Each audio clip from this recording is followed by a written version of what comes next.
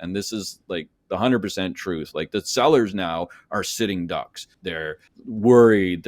They gotta, instead of the buyer, how much more do I have to pay to get this house? The sellers are now like, how much more do I have to drop my price to sell the house, right? Today, we're going to be talking about the Canadian housing market. Absolute mortgage disaster is going on with my good friend, John Flynn. Go over to his channel and check him out. Absolutely great stuff. He's also on Twitter. You can check him out here. Check out his YouTube channel. John, how are you doing today, my friend? Good, Luke. Always a pleasure. Thanks for having me on. And yeah, I can't wait to talk about these mortgage shadow defaults and all this unknown things that are happening behind the scenes. Yeah. And you know what? Let's kick it off with that. So you sent me a load of stuff, and thank you for doing that. So what I'm going to do is I'm going to put on my screen the message was sent to you, I'm guessing, or somebody else, or you got it off X about the Scotiabank and RBC, what's happening with the payments. This is really interesting. Yeah, so once the Bank of Canada dropped their rates, that 0.25%, which I thought was way too soon. And actually, they just came out with a report saying that they were contemplating waiting till July now. That just came out this week too, so it makes sense. Oh, interesting. But so this user that messaged me directly, this is to me, I'm not going to show their name, obviously, but they have 2 variable rate mortgages with the fixed payments, and with 2 major banks, one with RBC, one with Scotiabank. And the one payment, once the rate dropped with the Bank of Canada, the one payment went down and the other one didn't. So the other one, the one that went down, they decided, well, we're not going to reduce that extended amortization most likely,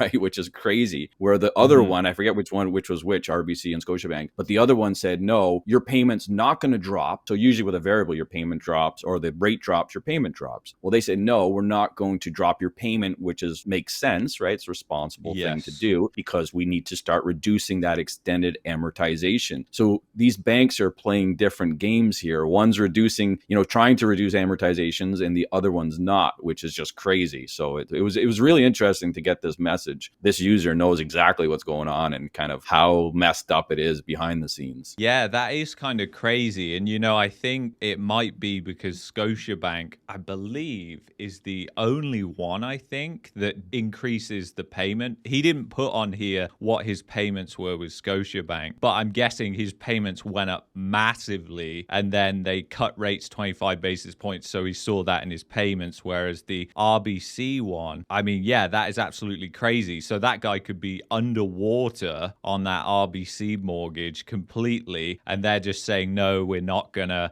bother reducing your payment because essentially your amortization. What's gonna happen, John? And are you already starting to see it? Because obviously a lot of these renewals are going to come through in 2025 and 2026. It's going to be an absolute disaster. Are you beginning to see people that are starting to sell to get kind of ahead of that? So there's a lot of people that are selling. Like tons of listings have hit the market all over Canada, and you can read from any real estate agent or ex-user, or there's videos all over the place. So we're already seeing that. You won't see the end users sell until they have to, until they're forced to sell or they lose it to the bank, right? That's when you're going to see all these defaults increase. But you're seeing a lot of these investors, they're dumping these properties because I don't know why they're only realizing now, like that 1/4 point rate cut, it didn't do anything. And even if it did, maybe a lot of them are going to see now, hey, my payment didn't go down because I have like this 72-year amortization. So you are seeing inventory like hit the market. We have the highest inventory since like 2020, early 2020 right now. So yeah, you will see continued inventory increases, and it's just going to be all part of the cycle. Like I always say, defaults are going to increase, listings are going to increase.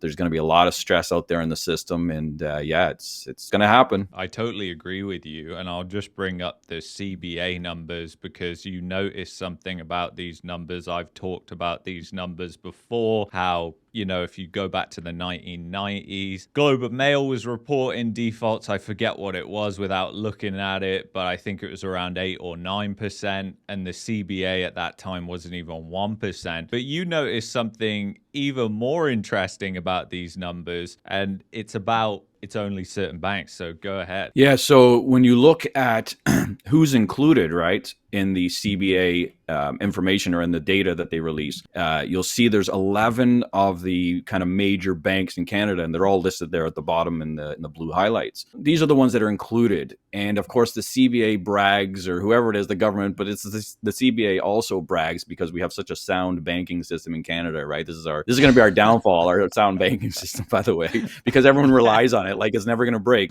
and they can do anything, right? It's like invincible after 2008 thing. And again, they brag about it here, and we can read it, right? It says Canada's percentage of mortgage in arrears is also significantly lower than in the United States and the United Kingdom. And they talk about despite the economic, conditions and all the rest of this. So they're like so happy that they brag about it. But this data is only a small fraction of the reality of all mortgage arrears. And I sent you a couple of pie charts there. And the one I've broken them down into two separately. But the first one with the three sections on it, the bank sales percent in Ontario. So this is the data I have access to. And you can see the CBA big banks, those 11 banks that are included, they make up just 20% of the defaults of the bank or power of sales on the system in the GTA and the surrounding areas. So again, one of the biggest epicenters in Canada, right? So it's very representative. And then the alternative and the private lenders and the credit unions make up like 77, 78%. And of course, even the mortgage insurers, there's three major mortgage insurers in Canada, they have about 2% of those power of sale listings. These are active listings. I don't track them after they've been sold. These are just active on MLS. So of course, they rotate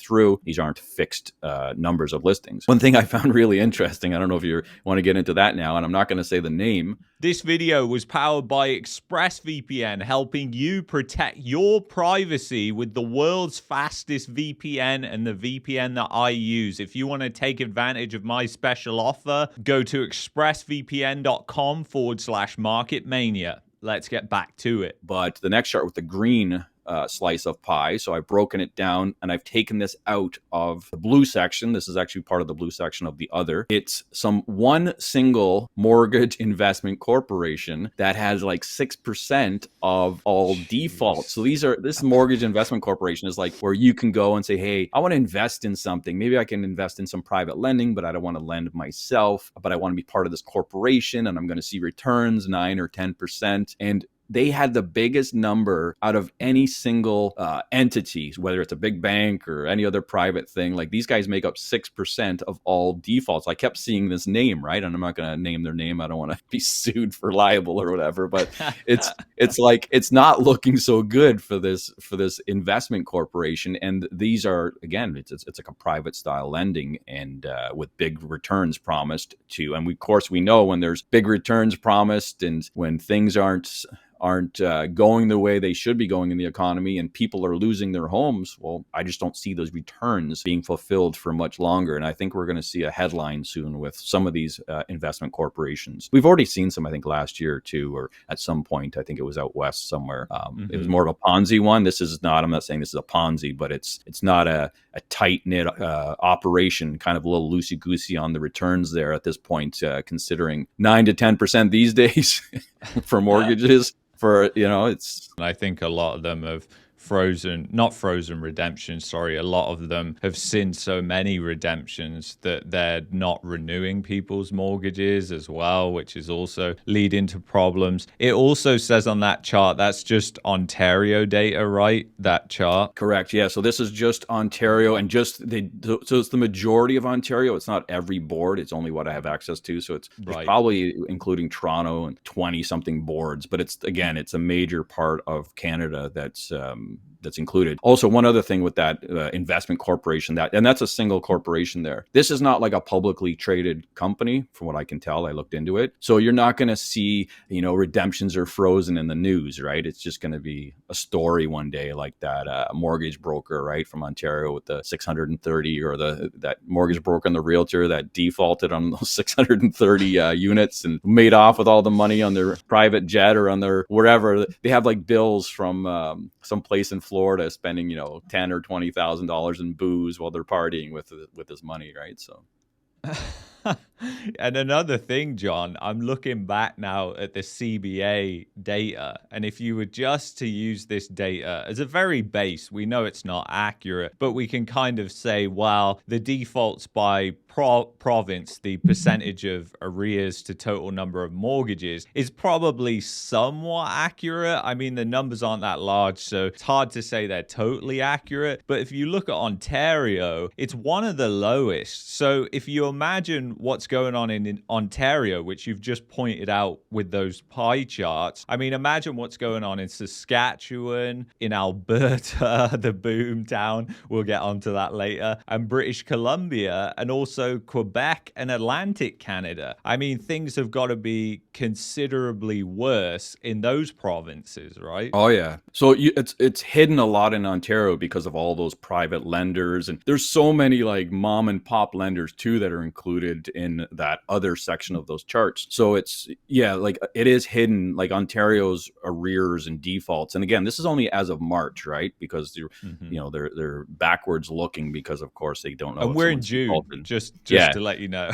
Yeah, so we'll know like and again, I track the mortgage defaults on the system, and I just sent you an updated one of those yesterday too. It's a little early for me to report on it. I used to like to do every 3 to 4 weeks, but since we were doing this video, I sent you that. And again, it's up. And the last time I did it was the week starting June 2nd, and now I just did it this week starting June 16th, which was Sunday. But yeah, you can see again they're up for both ITSO and TREB, which is ITSO is the 20 boards surrounding the Greater Toronto area, and TREB is the Toronto Real Estate Board.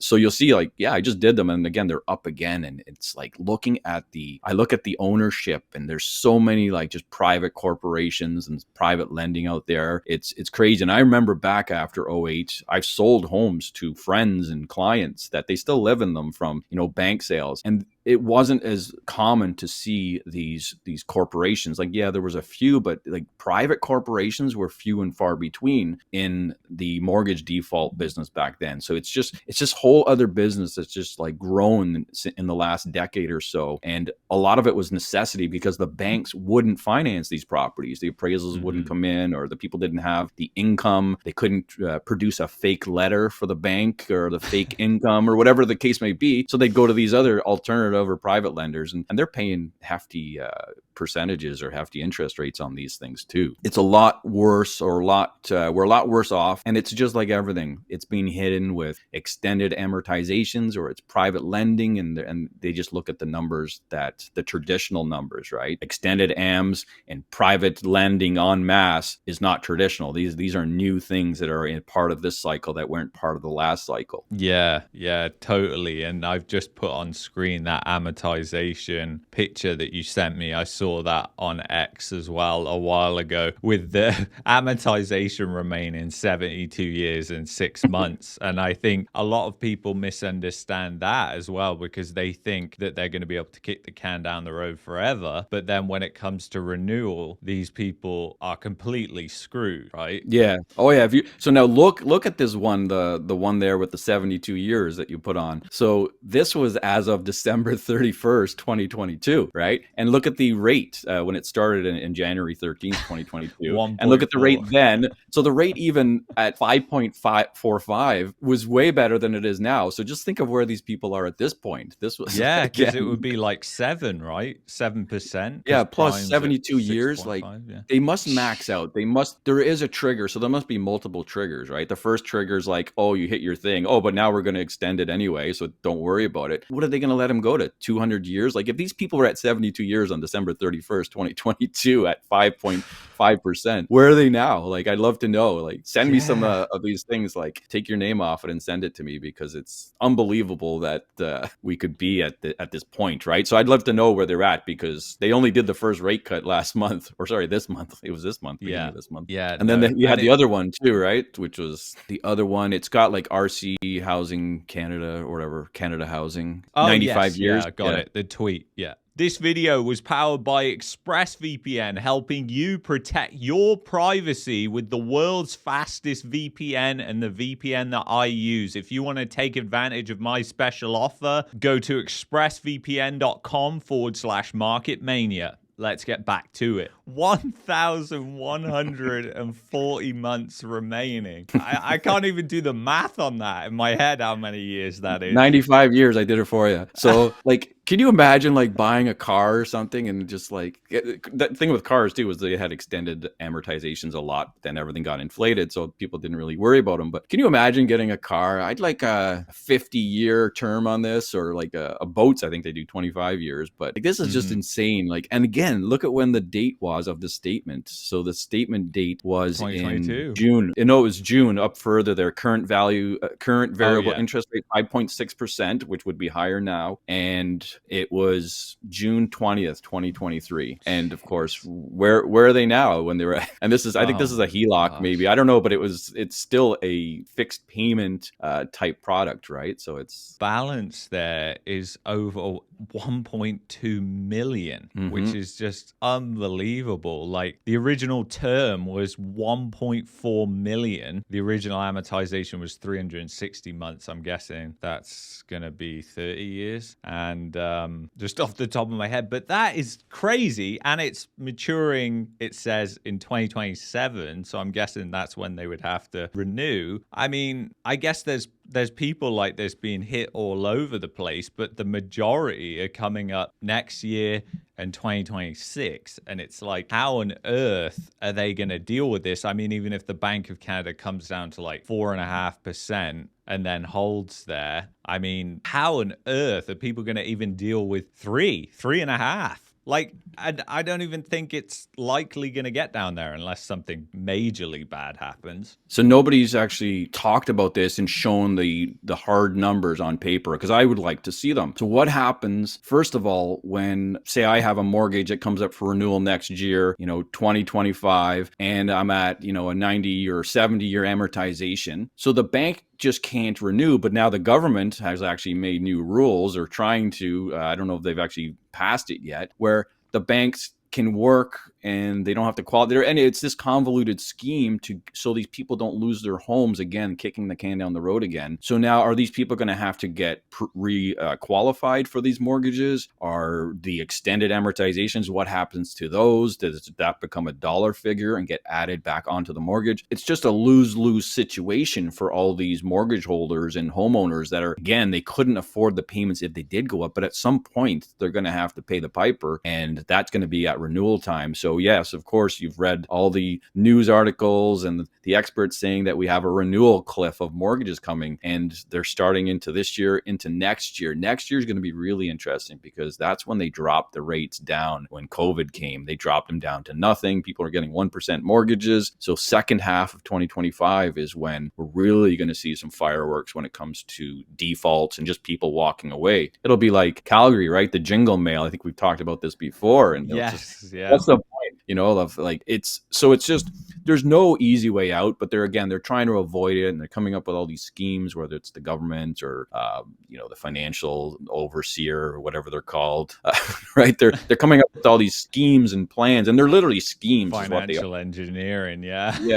So it's like, at the end of the day, it's very simple. It's basic numbers and math, and you're going to have to pay this money back, and you haven't paid anything off, and so you're exactly where you were 2 years ago, or whatever the case may be. You maybe paid a little bit off, but you got all this debt and at a higher interest rate, and it's going to suck. It's going to suck the economy dry from liquidity and from people spending. And it's, again, all part of the cycle, right? This is what happens. But it's been masked so much this time that at some point, I think the floodgates are just going to open, and your debt is going to catch up. And I think maybe a good business would be like a debt consolidation business, if anyone's thinking of opening one. That's a good recommendation. Or bankruptcy lawyer, maybe that you have to go get a law school and get a law degree. But debt consolidation, I know people that I've dealt with that were in that business and still in that business from the last time we had one of these cycles. So the debt consolidation is a great business to be in, especially now in the next few years. And you don't need to be a financial institution to do it, right? I totally agree with that. And when you think about it as well, like, it's took the Bank of Canada taking rates up to 5% and grinding the economy down this much. I mean, if you take away the mass migration from the the GDP numbers. Like, the economy looks so bad. We are deep in a recession right now, and we can practically take that away because all of those people coming, they have to buy cars, they have to buy all these different things, and it's stimulative, very short-term stimulative, but when they're increasing the numbers constantly, it acts as a stimulus, and you can actually see the GDP numbers kind of keeping their head above water. But what I am thinking in the future as well, you're getting more of a movement, a change in sentiment towards this mass migration. It's not just in Canada, it's in the UK, it's in Europe, it's in the United States. People are sick of it. They see it as a problem. And right or wrong, it's sentiment that changes policy and politics in most cases. So now I'm thinking, like, this could be even worse to a certain degree, because not only are we looking at all these mortgages that are coming for renewal, we're looking at elections in the near future as well, possibly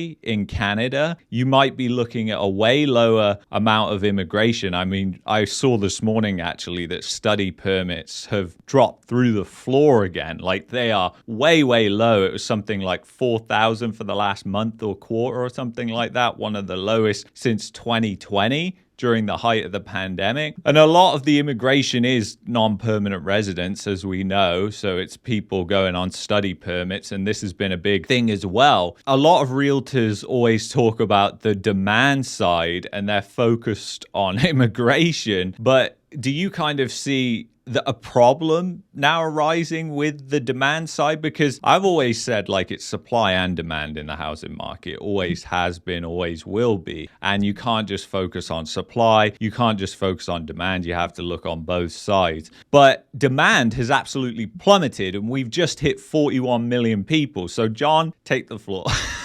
Yeah, so demand. So the problem with the demand and people just, they always use the immigration tactic or scheme as this reason why prices. I know, again, just one of these FOMO reasons, just like the interest rate cut, which nothing happened. Actually, the opposite happened. But the problem with the immigration is, yeah, we're getting all these people coming in. It's just making our housing crisis worse, but it's not doing anything for real estate values because people can't afford them. You think that people from like countries that aren't as advanced or as wealthy as Canada are going to come here and like pump up our real estate prices? It's just not going to happen. It's just, there's going to create more density. And when you get to the students now have figured out, actually a while back, it's not a new thing, but they figured out like this was a scam. All these pop-up colleges in strip malls above the shawarma huts and whatever. And somebody just said that. And they say, well, I love shawarma. They didn't want to seem like they were saying anything bad. I don't even eat shawarma. I've never had it, but it was funny, right? You have all these students that are figuring it out. And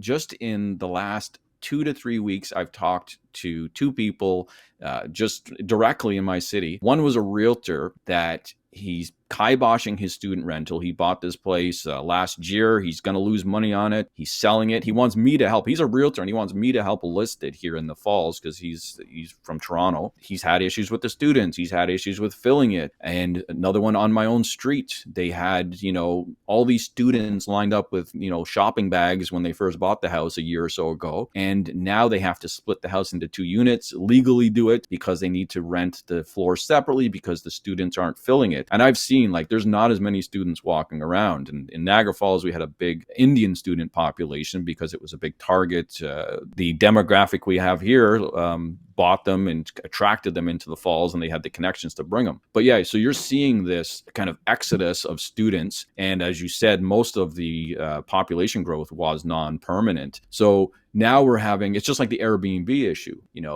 They crack down on Airbnbs, and I've actually heard they aren't doing so well because tourism is down also. This business model of filling my house with 10 or 12 students isn't going to work. I have to split it and rent it separately. I'm not going to make as much money. Again, just driving down prices. So yeah, that whole BS with, they created demand, like they created these ideas to inflate demand. Like, let's make an Airbnb, let's rent the basement. Now we got students coming. But once all these ideas dry up and this make believe world of, I'm going to rent every square foot in my house and for a premium. That can only happen. And they're out of ideas. Like, what's the next idea? I honestly don't know. Like, commercializing, they're going to make like residential places commercial and start running, businesses, massage parlors out of them. I honestly, Amazon storage in your neighborhood. yeah, probably, right? Like, so, and again, it was this made up demand of reasons to buy real estate and why it'll never go down. But at the end of the day, people just need to live in real estate, and they can only afford so much. And once they can't afford it, they'll start grouping together in higher density homes and living with family. And you cannot force people to pay higher prices when they can't afford to. And again, it'll suck if they do have to, like they're doing now. It's going to suck money out of the economy, and the rest of the economy is going to hurt. Then people lose jobs. Again, it's a cycle, right? One way or another, it will crack. And we're seeing it now. Like, this is the time. This is what I've been talking about for like the last 2 years, when everything is starting to happen. The interest rate cuts, and this is when everything's happening. And you're going to see the fireworks over the next 6 to 12 months in the economy and in real estate. I totally agree with you, John. And you hit the nail on the head there, talking about all these ideas that people have, because it really is all just based on hysteria, sentiment, all these different things. Because right now, like, the average person in pretty much every major city in Canada, if you look at the average wage, you're like, how can anybody afford to buy a house? Who's buying? And it's mostly like either speculators, and in the places like Calgary, Edmonton, Halifax, it's mostly out of province people, speculators. But then what happens when the out of province people can't sell anymore? Because the market is getting more and more illiquid, to the point where I think it might actually benefit in terms of if you're looking to buy in places like Ontario. Because if there's somebody moving to Calgary, let's say, and they've purchased a house and they're trying to sell their house in Ontario, and the market is just so slow, there's barely any demand, they're going to have to fire sale that thing at some point to close on the house in Calgary. So you've got, and they're buying it all time.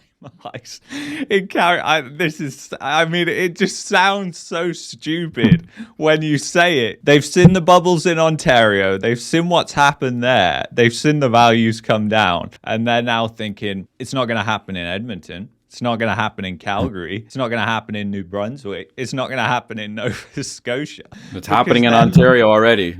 Exactly. So anyway, I kind of got off topic with what I was going to ask you, and I really want to touch on this point that you made just previously, because you touched on basements. You talked about this last time, and I believe this is such a good point that nobody brings up. What about all the basements? Thousands, right? You've said this many times. Yeah, so there is, like, I did the numbers, and it was like 800,000 to a million or something in the last 10 years. And this is just estimated, that of extra units that are not accounted for. So we have all this hidden supply, right? Talk about, hidden or shadow defaults. We have shadow supply also. So, and I'd like anyone to say, like, every street that anyone lives on right now in Canada, there is a basement apartment. There is a new basement apartment. There is an illegal basement apartment, a registered one. Most of them are illegal, but they're not registered. They don't fall under a new housing start or a retrofit or any of these things. So we have all these basement apartments and retrofits and all these other things too. Like there's other inventory too that I can't even think about right now, but it's insane. So we have, again, this hidden supply that hasn't been accounted for, and it's increasing density. Now, when you see the people per household was like 2.5, 2.6, something like that in Canada, which it had been dropping and dropping. It's going to start increasing, and you're going to hear news about this soon. They're probably going to have to wait until after the next census, because that's the only way they can truly track it. But once that next census happens, you will see our density, our number of people per household in Canada is going to start increasing because of, again, we need to have density to afford available places to live. And now that won't even include a house that's been turned into 2 units, a regular single family R1 zoning that actually has 2 units in it now. That will still be considered, if there's 3 people upstairs and 2 people downstairs, that won't be considered 5 people in a house. That'll still be considered separate units on the density chart, but it will still increase But again, that will be hidden too. Now, instead of having 3 people or 4 people living in a regular R1 zoned house, you're going to have 2 units housing 6 people, but it won't be reflected again in the density numbers when they do those. It'll be considered 2 households, right? It won't be considered 1 household. Yeah, no, that is spot on there.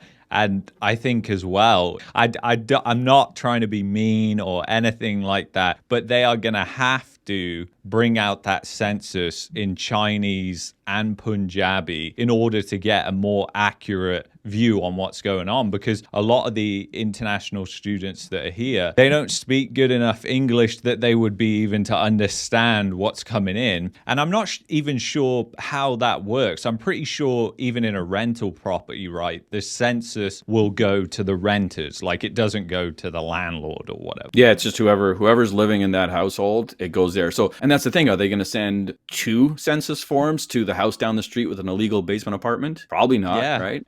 true. And so they send it to the main floor. Is that main floor person going to include the people in the basement who didn't get the census form? Probably not. So it's like, yeah, I'd like to know how this is going to work, right? Because they don't have separate addresses, most of these people. They don't have unit 1 and unit 2 in these illegal, or even if they are legal basement apartments, it doesn't matter. There's still just one address. So yeah, that's the whole other topic. So no, you're totally right about that. And another thing, the landlord's probably claiming that they live there so they can get an insured mortgage or something like that. So they're probably getting all the mail as well, pretending that they're actually living there part-time, knowing this. I've just brought up on the screen the arrears versus the overnight rate. So do you want to explain a little about what's going on this chart? So this is just one of the many charts I do that shows the correlation in the cycle, right? It's all just part of this cycle, and it's,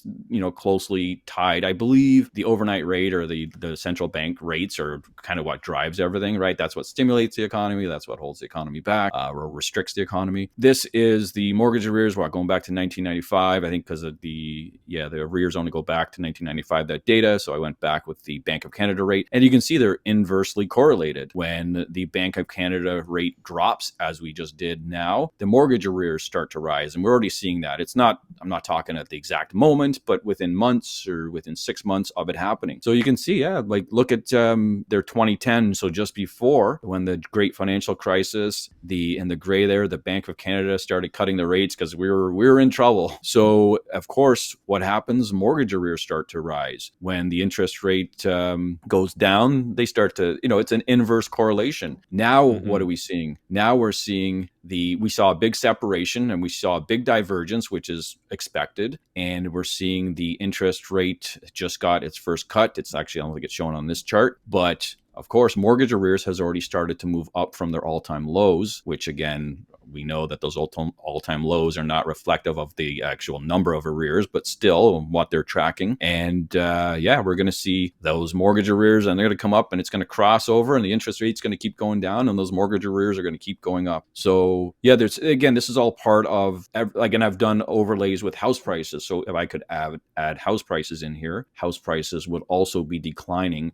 with interest rates. And it's funny that people are starting to figure this out. I used to say this like last year, and people say, how do you kind of, they would argue with me, but we've seen some big players or some big, influencers come out and say the same thing now. Like they're actually saying it. I don't know why they didn't say it before, but now they're saying, like, you see it all over X and stuff. Like people are claiming, you don't know what happens now when you think the opposite. You think interest rates come down and prices become more affordable and they go up. No, like people have realized now what I've said for, and again, I'm not some expert. I just read some basic charts and correlated some data together, and it's always the same thing that plays out. So of course, now you're going to see mortgage arrears, and we're seeing them. They're increasing. Interest rates are going. It's all part of the plan and all part of the cycle. And it's a very basic chart to understand, right? And data doesn't lie. Yeah, no, it doesn't. And that's just that CPA data as well. So if you're adding all the rest of it in here, you're talking that line is probably going all the way to at least 10%, because you've got all these loans out there that are in negative amortization.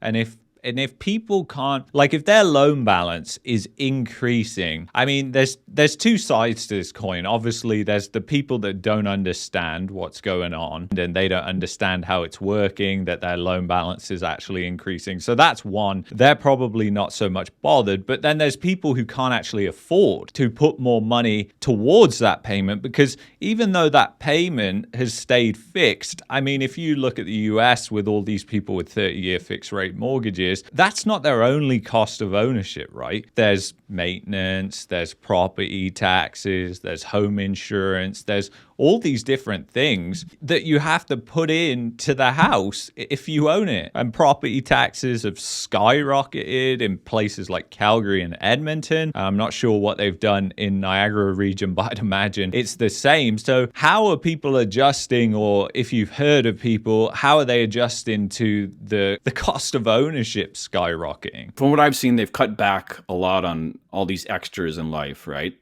People still seem to like Canadians and North Americans, they love going out to eat. I don't know. I don't know. They don't care. They'll be like broke. They don't even pay their mortgage. They'll still go out to eat. But they are cutting back on all these other things, on vacations, and we're going to start seeing that reflected in the data soon. And so yeah, you'll see tourism is down. You'll see, the airlines will be in trouble soon, right? Because that always happens too, right? Then the They're government already in trouble. Yeah, the automakers, they'll be in trouble, especially with the switch to electric cars, right? So there's a lot going on. So yeah, they'll cut back, and that's what's going to happen.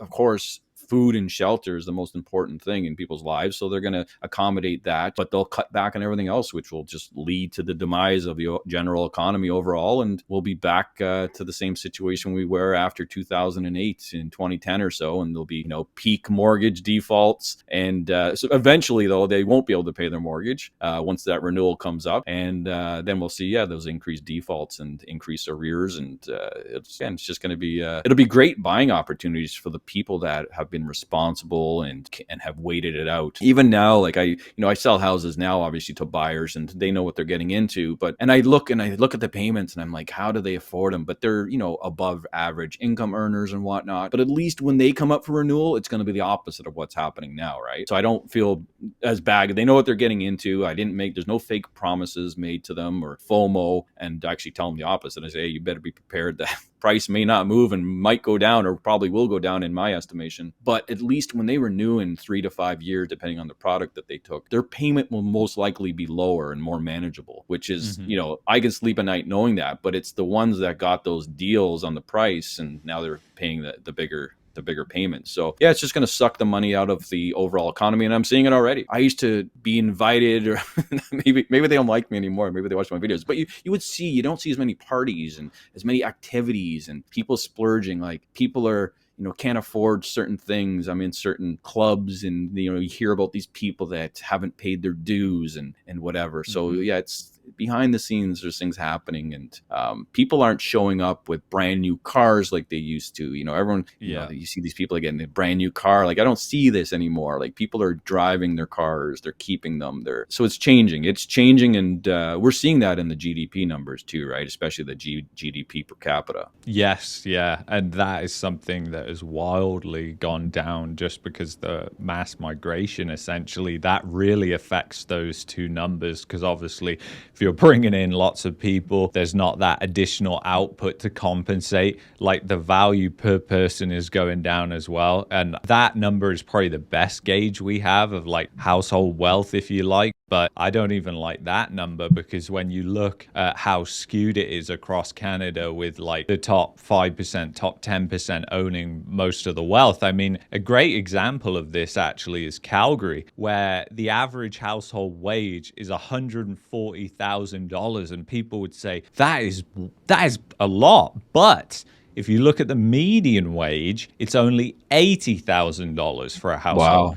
Nearly half that of the average household. And that's because the people at the top who are earning, $100 million, they are skewing the numbers for everybody, making that average wage picture look more rosy, because Alberta is slightly lower taxes than everywhere else. Saskatchewan is the lowest, but a lot of people, have residences in Alberta and just live here part-time for the tax advantage if you had to be in Canada. So it skews the numbers. And yeah, when you're talking about the disparity there, it's only got wider and wider and wider since the pandemic. There's been more of a transfer towards people that they call it like The haves and the have-nots. yeah, the haves and the have-nots, right? Oh That's what yeah. they call it. So it's kind of crazy, but It's funny that you were talking about Saskatchewan. I think you said had the one of the lowest tax rates, but they have like the highest mortgage arrears in Canada. So, it's like, so they're paying the least amount of tax, but they're defaulting the most on their mortgages. So same it's with Alberta as well. Like if you look at the credit card delinquencies, the mortgage delinquencies, they're high up there as well, which is really kind of funny. And if you go back to 2016 as well, you know, it was the luxury home market in Alberta that got hit the hardest by that. And it still has not recovered from that. You can still buy like 5,000, 6,000 square foot houses on acres of land, literally for $2 million, $3 million. Meanwhile, in the city, you're seeing houses go on like a tiny little plot for $1 million. And it's just like, how on earth can you have like that big mansion on a massive plot going for that amount of money versus the smaller house, but still large on a small kind of plot? And that's something else that you're noticing that I want to bring on to, because I've watched and seen it in your videos where you're out and about, is the density. Like, what the heck is going on in this country? Because we're the largest country in the world, but we're building the most dense housing, even in your area, which is fairly rural, people would say. So yeah, I get mixed feedback on this, and I think that what people have to understand is like, and the feedback I get that people are, you know, like, what's the problem with this, John? It's people in like the big cities, right? And of course, the majority of the populations live in big cities. But like the reason people move to Niagara and move to London, Ontario, and move to, you know, all these suburban areas is not to live in a condo or a townhouse with no parking, no driveway, or one parking spot and everyone's parking on the street and there's no spaces to park. This is not why people move to these areas. They move to these areas because you can get a yard and you can get a garage and things like that. So yeah, like it's the density now. And again, they're building these homes that are not big enough to park two cars. There's like one car in the driveway, and the garage, you have to put your stuff in there. Nobody parks their car in the garage in these single car garages. You can't even open the door. They're so skinny. Then they're also trying to add basement apartments to these new places with 27-foot lots, detached homes. And so yeah, a lot of people, most people would agree that this is like BS. We have all this land. We should be building bigger homes or bigger lots. I forget bigger homes, but bigger lots. But I guess the people in the city, they think this is not a big deal. And a lot of those people may choose to move here or have invested here. And maybe they're the investors that are making those comments. Oh, what's the big deal? Right? Because that's what they do. They make excuses. They'll say, well, you don't need a dishwasher. Like, that's what people do when they try to convince themselves, like, you don't need a washer and dryer. They can just bring their own, or they don't need this or that, right? Yeah, you do need them. Like, you want to provide a quality product to somebody, and people are forced to live in these homes. People don't choose. They're like, do you want this home over here with this nice lot and, a detached garage and, a nice open space? Or do you want to live in this cramped townhouse with no parking and your kids can't even play out front? Like, they'll have to use like the top of your SUV and then hang the basketball net off of it because there's nowhere else to put it, right? Like, and this is where we've come to. And again, the city slickers seem to think it's okay, but the Canadians that want this Canadian life of a nice spacious lot and a place to plant your garden and maybe put a pool in the backyard. Well, you don't even see pools in these backyards of these new homes. Like, there's no space to put them. They couldn't even get the machine in between the house to dig the hole for the pool. Like, I don't even know. Like, it's the pool companies they should be lobbying for bigger lots too, right? So one thing Yeah. I will say a little bit, it's unrelated to that specifically, but I've seen like 2 years ago and even last, and it's seasonally, the look on these buyers' faces, it used to be like that sitting duck, that deer in the headlights, like they're never going to get a home. Oh my God, this sucks. That look I'm now seeing on sellers' faces. And this is like the 100% truth. Like, the sellers now are sitting ducks. They're worried. They gotta, instead of the buyer, how much more do I have to pay to get this house? The sellers are now like, how much more do I have to drop my price to sell the house, right? And so we're seeing, like, this year, I'm seeing it a lot more than I saw last year, and we're seeing it more aggressively and more widespread with all the new with the amount of inventory that's come on the market too. So they're competing. So the buyers were competing with lots of buyers, 2 years ago, a little over 2 years ago. Now the sellers are competing with lots of sellers. So that whole sentiment has changed, and it's going to, again, we're in that trend, right? The trend is your friend. It's not just going to flip back one day because the Bank of Canada decides to drop another 25 basis points in July, which will be interesting, that decision. I don't know. We'll see what happens there. I think it's kind of crazy that it's flipped in that respect, because as we know, sentiment is everything in these cycles. And now you saying that it's completely on the seller's side and they're the ones having to cut price and deal with the psychological torture of trying to sell a house in a declining market where you've had, like, nearly 2 decades of a rising market and a rising bubble, I think that is really, really of note. And whilst you were talking there about density and everything, I was bringing up on screen just a couple of examples of houses in Calgary, and you'll see this in the final video. But one of them, like, it's literally a lot about 3 feet from the other house, and the backyard is just a parking pad. That's it. There is no backyard. It's just a lane house with no front parking, obviously no driveway, and the backyard is just literally a parking pad, which is just gravel. They haven't even bothered to pour concrete. So it's just like they're just trying to normalize whatever they can right now. Yeah, so this density issue is just absolutely crazy, and it's just getting worse. John, I know you are tight for time here. Are there any wise words that you'd like to leave the audience with before you go here? Yeah, so for buyers, don't worry about jumping in with FOMO. There's no FOMO anymore. Take your time. Make sure you're, making the right decision. You can afford to do it. Don't buy because you think you're never going to be able to afford a home ever again. That's not the case. And for sellers, really consider thinking seriously about, selling now while you still can. Prices are not trending up. And don't be greedy. Just if you got to unload it and move on. Great. Thank you so much, John, for coming on. It's been a pleasure. We'll do another one of these updates next quarter. If you've enjoyed this video, and if you want to look at another video with John Flynn, check out the video that I'm putting on this side of the screen right here. Check out ExpressVPN right here on this link. I will see you in the next one.